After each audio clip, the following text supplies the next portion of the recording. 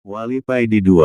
Sehabis dari pertemuan di Makkah, Wali Paidi kembali lagi ke Indonesia. Wali Paidi ingin mencoba ilmu yang baru saja didapat dari temannya Wali dari India, Nasir Khan, yaitu ilmu melipat bumi. Teman Wali Paidi ini memang terkenal sakti. Seluruh biksu di India tidak dapat menandingi kesaktiannya. Bahkan biksu dari Tibet banyak yang masuk Islam, setelah kalah bertarung dengan Nasir Khan ini. Ketika berangkat ke Makkah, Wali Paidi nunut temannya dari India ini.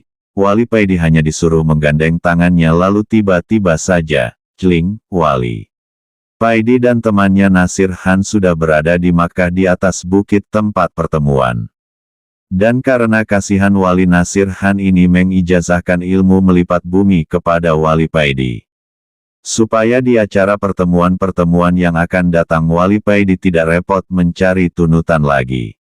Wali Paidi memejamkan matanya dan mulutnya mulai berkomat-kamit membaca doa-doa khusus.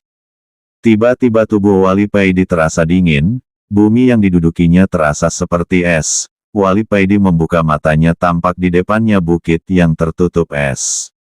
Dia melihat ke bawah, bumi yang didudukinya juga terbuat dari es. Di manakah aku ini? Batin Wali Paidi. Wali Paidi berdiri, melihat sekelilingnya. Semuanya tampak putih tertutup salju. Wali Paidi berjalan mengitari tempat yang belum pernah dilihat selama hidupnya. Sepi, tiada orang sama sekali. Lamat-lamat Wali Paidi mendengar ada orang yang bersenandung membaca solawat. Wali Paidi dengan langkah perlahan-lahan mengikuti asal suara senandung solawat tersebut, dan tampaklah di depannya beruang besar putih. Membungkuk di tepi sungai mencari makanan ikan segar. Masya Allah, ternyata yang bersenandung itu bukan manusia tapi beruang putih ini.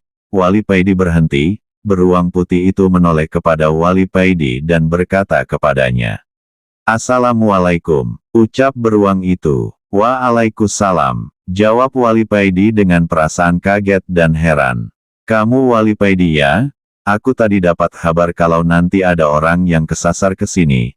Namanya Wali Paidi," ucap beruang itu. Setelah memakan ikan yang baru didapatnya, beruang putih itu melanjutkan berkata lagi, "Kamu jangan khawatir, memang sudah biasa orang belajar itu tidak bisa langsung menguasai ilmu yang baru didapatnya. Cobalah sekali lagi," kata beruang tersebut lalu pergi meninggalkan Wali Paidi. Wali Paidi diam 1000 bahasa. Wali Paidi mendongak ke atas melihat posisi matahari. Ternyata dia kesasar ke kutub selatan, dan bertemu beruang putih yang bisa bicara. Setelah sholat sunnah 2 rakaat, Wali Paidi mulai merapal doanya kembali dan celing. Wali Paidi membuka matanya kembali, dan betapa kagetnya. Wali Paidi ketika membuka matanya tampak di sekelilingnya banyak orang berlarian dengan memakai baju gamis selutut dengan memakai surban. Tampak di tangan mereka senjata AK-47. Terdengar suara bising peluru berseliweran. "Aduh, kesasar lagi aku ini. Tadi kesasar ke kutub selatan. Sekarang kesasar lagi ke Afghanistan. Wes kok gak kesasar ke Hollywood saja." Wali Paidi mengamati salah satu pasukan yang semuanya berjenggot panjang.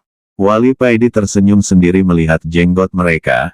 Memang di negara yang dikuasai Taliban ini bukan operasi helm yang dilakukan di sana tapi operasi jenggot.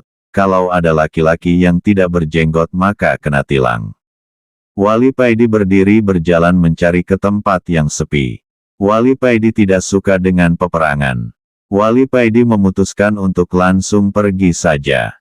Setelah menemukan tempat yang sepi, Wali Paidi mulai merapal doa-doa ilmu melipat buminya lagi. Angin sepoi-sepoi menerpa wajah Wali Paidi. Wali Paidi membatin mudah-mudahan tidak kesasar lagi. Wali Paidi membuka matanya perlahan-lahan, tampak di depannya rumah yang terbuat dari kayu. Persis rumah para transmigrasi di luar pulau.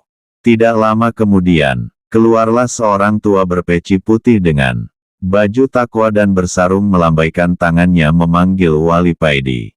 Wali Paidi teringat dengan orang tua ini. Beliau adalah Habib Ali Al-Habsyi Pahat Malaysia, yang kemarin juga ikut pertemuan di Makkah. Masya Allah, ternyata aku masih kesasar lagi, batin Wali Paidi. Wali Paidi melangkahkan kakinya mendekati Habib Ali Al-Habsyi. Wali Paidi teringat beberapa tahun yang lalu ketika Sayyid Maliki dari Makkah mau berkunjung ke dalamnya Habib Ali ini.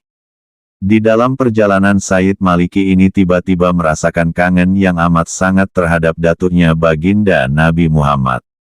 Setelah sampai di depan dalam Habib Ali hanya menyuruh masuk Sayyid Maliki, sedang rombongan yang lain disuruh menunggu di luar. Beberapa menit kemudian Sayyid Maliki keluar dengan beruraikan air mata. Sayyid Maliki menangis, terseduh-seduh, "Sudah terobati kangenku," ucap Sayyid Maliki dengan masih menangis. Ternyata ketika Sayyid Maliki masuk ke dalamnya Habib Ali, Sayyid Maliki dipertemukan oleh Habib Ali dengan baginda Nabi Muhammad. "Subhanallah, mari masuk nak, jangan melamun saja," ucap Habib Ali. "Inggih Mbah," jawab Wali Paidi, lalu melangkah mendekati Habib Ali. Setelah mencium tangan beliau, Wali Paidi masuk ke dalam.